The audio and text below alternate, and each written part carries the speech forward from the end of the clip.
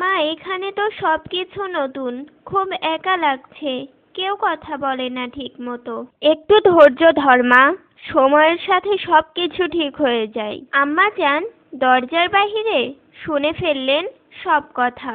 আয়েশা, মা আজ আমাদের সঙ্গে রান্না করবে? আমি তোমাকে আমাদের কিছু রেসিপি শেখাবো। আচ্ছা আম্মা যান। আস্তে আস্তে আয়েশা রান্না শিখেছে। দুজনের মাঝে বন্ধুত্ব গড়ে উঠেছে। ওহ, নতুন বউকে তো বেশ প্যাম্পার করছেন।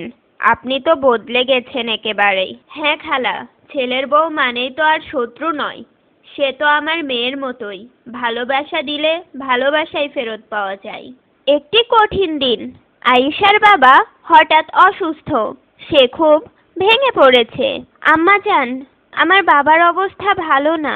মা, তুমি চিন্তা করো না, আমরা এখন এক পরিবার।